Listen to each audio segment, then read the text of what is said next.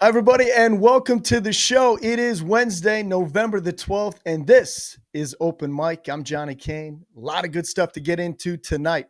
We're going to talk the biggest story of the Big Ten football season to this point, that being the unbeaten and second-ranked Indiana Hoosiers and their rise to national prominence. Number 2 team in the nation. How'd they get there? And can the program stay there? We're going to head to Bloomington, Indiana to find out. We'll also check in on the Detroit Red Wings and highlight one of the prospects who has taken an unlikely path. 20-year-old forward Emmett Finney from Alberta, Canada, 7th-round pick in 2023, now a frontline winger for a Detroit team that has surprised a lot of people with their hot start. Plus, we'll dive into the latest on the MHSAA football playoffs across the state.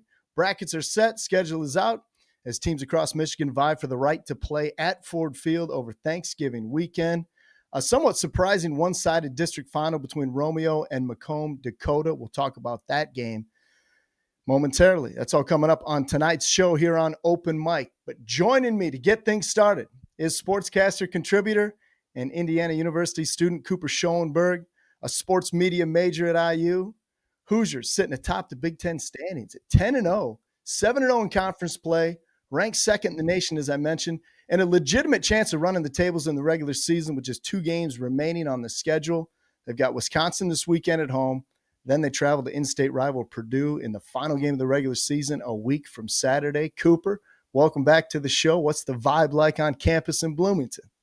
It's taken everything in me not to scream at the top of my lungs, but I got all of that out of me on Saturday.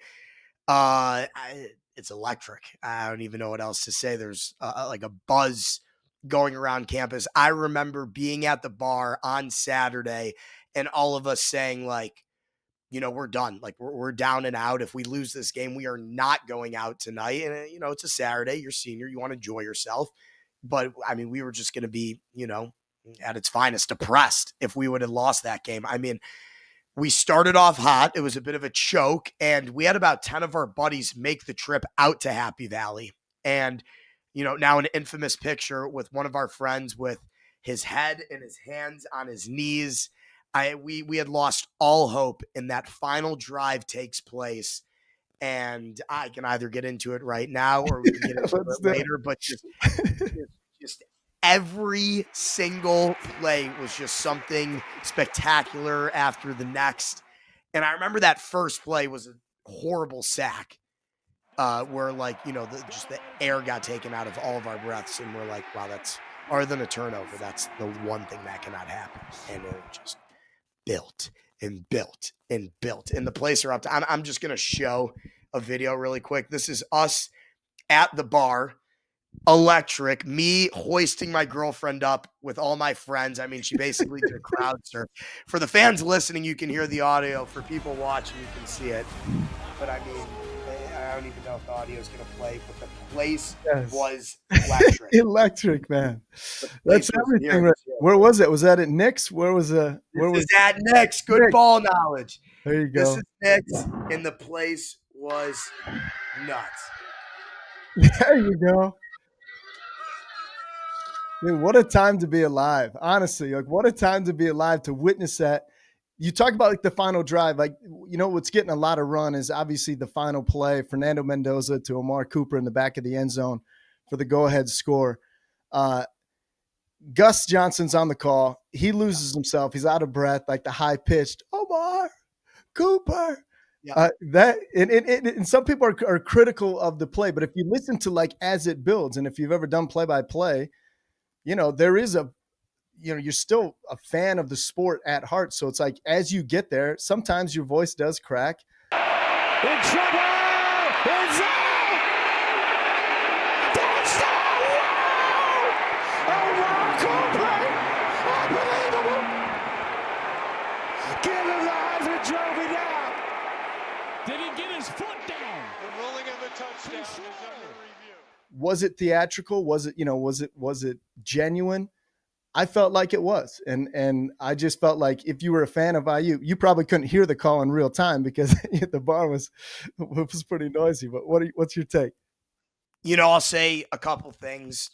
2 favorite broadcasters of all time, Doc Emmerich and Gus Johnson. So maybe I'm already a little biased with Gus, and then maybe I'm even more biased because it's my team. But put yourself in his shoes. Right. Put yourself in our shoes as Indiana Hoosier fans. Look at Kirk Herbstreit and Chris Fowler not even paying attention to the game that they're calling, but reacting to the play on the field in Happy Valley that Indiana had just made. I think the left foot, I think the right foot stayed up. What the hell happened there? Did you see that catch? For him to make that call, like right now, getting chills just thinking about it, replaying it in my head. Obviously did not hear a single thing in the moment. But I mean, Fox Sports, college football all over my feed on Instagram, on TikTok, on Snapchat, people asking me about it. Chills down my spine. I thought it was unbelievable. He was just, progressively getting more and more out of breath as each play, because it seemed like after the sack, as I alluded to before, just first down after first down, and our tight end, hats off to him, making the most unbelievable catch the play before, get one break, and then arguably one of the best toe tappers in college football. The fact that he got that foot down was just, encapsulated by the, wow, oh my, Cooper Jr., give him the Heisman Trophy now. He couldn't even speak. Joel Klatt jaw dropped to the floor, and Gus could not speak. I'm getting so worked up by it right now, but it was amazing. The game was amazing. This team is amazing. I'm really excited for what's to come because we got an absolute cupcake in the Badgers and an absolute dog walk in the Boilermakers. I don't even want to think about that bummy. It's a kid-friendly show, so I'm not going to swear. But that bum team down in Lafayette, whatever, we're going undefeated in OSU. We're probably going to see you in the BTN championship. We'll get into all that. We are up against a break here, but that was – to your point, it's special for you because you're a student there. 27-24 come from behind win. It keeps everything intact, right? I mean, that's like you remain unbeaten. College football rankings come out. All you've got to do is handle business the rest of the way, get into the postseason, and anything can happen, obviously, in the postseason. We're going to have more with Cooper Schoenberg and arguably the greatest turnaround in Big Ten football. It is the story of the Indiana football program under Curt Signetti. How'd they get here? And can they stay there? The Indiana football program has existed for 138 years. And at one point in time, it owned the record for the most losses in Division I history, had the worst winning percentage in Big Ten history. That was all before Curt Signetti's arrival as head coach last year. Only 14 teams in program history had earned a trip to a bowl game before Curt got there. That's all in the past. December 2023, Tom Allen dismissed his head coach. IU Athletic Director Scott Dolson names the then 62-year-old Curt Signetti, who had tremendous success in the lower levels of college football, like James Madison, Elon, Indiana, University of Pennsylvania. And many said, who's Curt Signetti? Signetti says at his introductory press conference, I win. Google me. And in year one, they did win. They finished 11-2, made it to the CFP, lost to Notre Dame in the first round of the playoffs. Of course, Notre Dame would go on, play for a national title before losing to Ohio State in the championship game. But they keep winning. Unbeaten now in his second season. And there's one young man who's witnessed it up close and personal every step of the way. That is Indiana student and SportsCaster contributor Cooper Schoenberg, sports media major. Coop, tell me about the belief now that it's been restored, the hope, the energy in Bloomington as you guys look to achieve the ultimate prize, which is, dare I say, a national championship at Indiana University. I mean, you can go on, various social media platforms and you'll see these videos being made where it was like 2 years ago, you couldn't even get a quarter of the stands at Memorial Stadium filled. I mean, you couldn't pay people to go to this game. I remember as a freshman, my parents came and visited me and for Parents Weekend, and we ended up going to the game and we went to like the box office and the guy's like, here, you got three of you, take them for, $12 in total. They were $4 a pop, like no tax, no nothing. Like, just take them. We don't care. We don't want them anymore. It's a waste of space. Me and my friends, we always talk about it, how lucky we are to be seniors And to be able to witness this as seniors at our house right on the main road of Kirkwood and here in beautiful Bloomington, Indiana, and to be seen, it's storybook. It's magical. This team is unbelievable. The city is buzzing. You see just like an uptick in visitors where like you weren't getting up for like Saturday was a sleeping day 2 years ago. Now you are up and at 'em at 7 a.m. You're getting ready because you got one thing, Hoosier football on your mind. You go to the bar, you go to tailgate. That entire place is packed. When you could not fill lots or spaces at the tailgate fields, there is just a sea of crimson and white, and it is awesome. You get into the stadium, it is electric, and then the team does what they do. It's been 138 years. To break that down, that's 1 + 3 + 8. That's 12. We're 10-0 right now. We got 2 games left. We are going to go 12-0 because, as I alluded to, a cupcake and a dog walk of our next 2 opponents, and people just know it ain't no trap game anymore. We are going to win. We are going to the Big Ten championship. We are going to the CFP playoffs. This team, this offense that is run by Fernando Mendoza, who is a future Heisman winner and a future #1 overall pick, is amazing. The wide receiver core and the O-line to go with it is amazing. The running back group and the stacked. Aiden Fisher, D'Angelo Pons, Kamar. I could go on and on about the defense. It's not a one-sided affair. When you need a stop, the defense makes it. When you need a score, like last game, going all the way down after a sack in the 4th quarter, the offense does it. This team is awesome. This city is awesome. This school is awesome. I love it. I'm out of breath. Yeah. You and Gus Johnson both out of breath. Look, last year, I remember when they went on the run, Curtis Rourke, who was the quarterback, transferred in from my alma mater, Ohio University.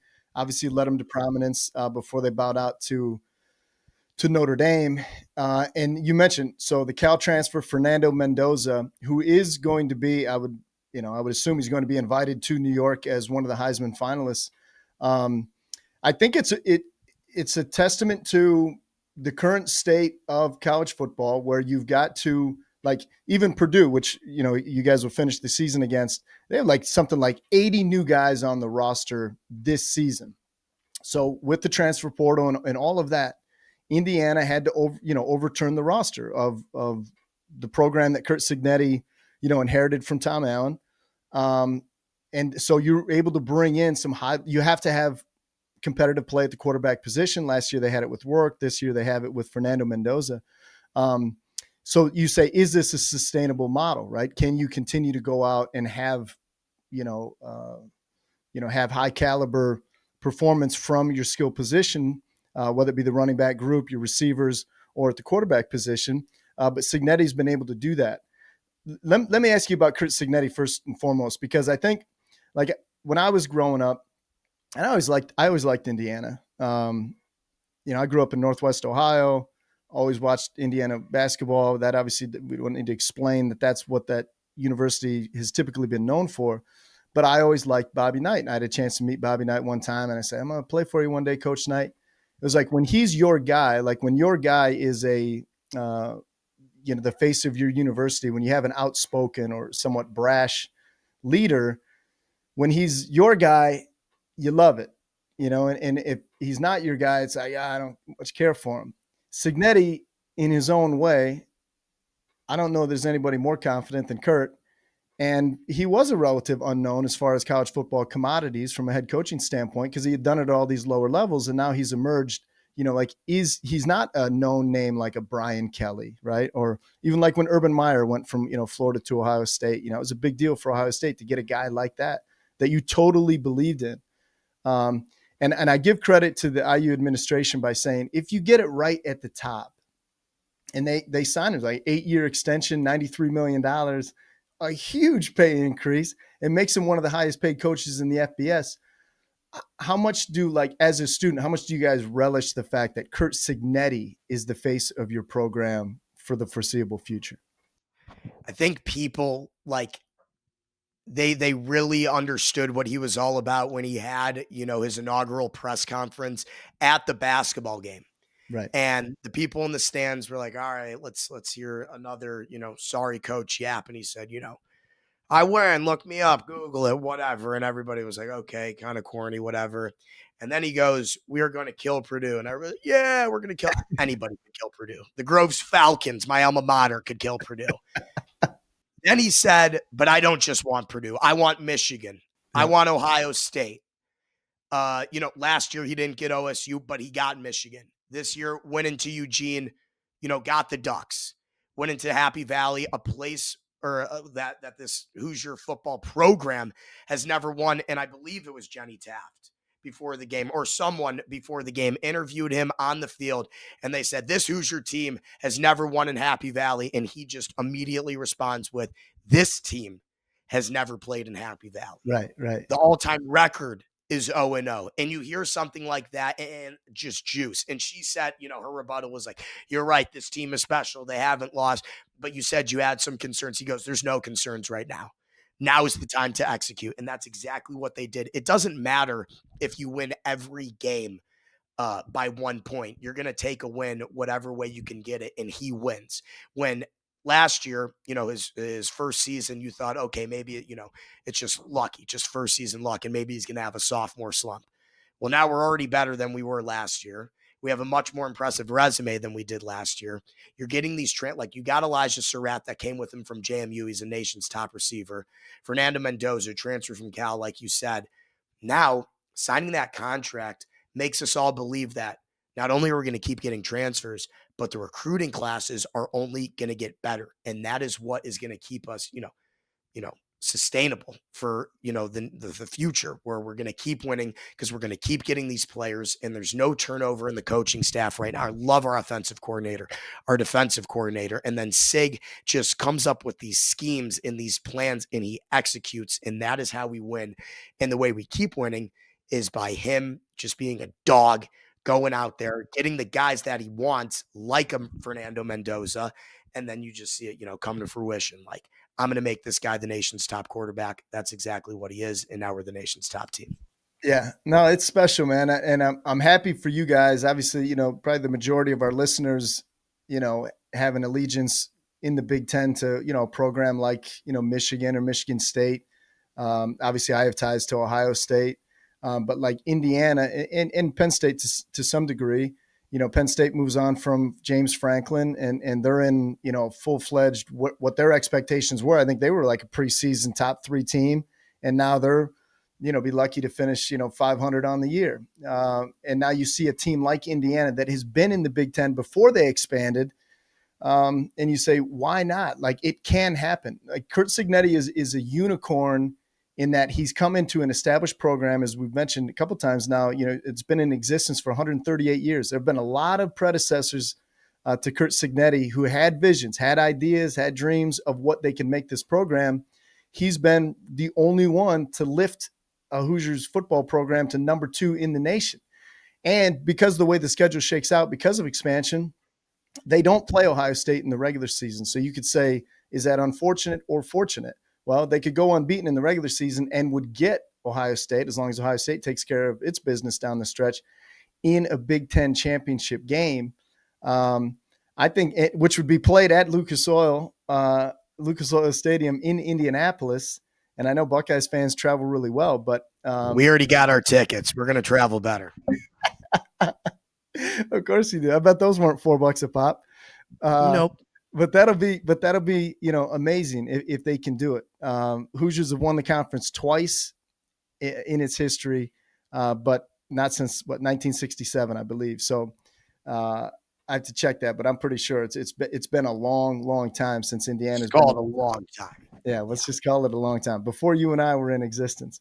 But well, enjoy the ride, man. Honestly, I'm happy for you. I'm happy for all who bleed the crimson and white there, and it's exciting, man. It's exciting times, and I guess we'll reset when we get closer to the Big Ten championship game on Saturday, December the 6th, should the Hoosiers make it to Lucas Oil Stadium. All right, always good to have Cooper Schoenberg on the program. Appreciate the time, brother. Enjoy that senior year in Bloomington, Indiana. When we come back, we're going to switch gears.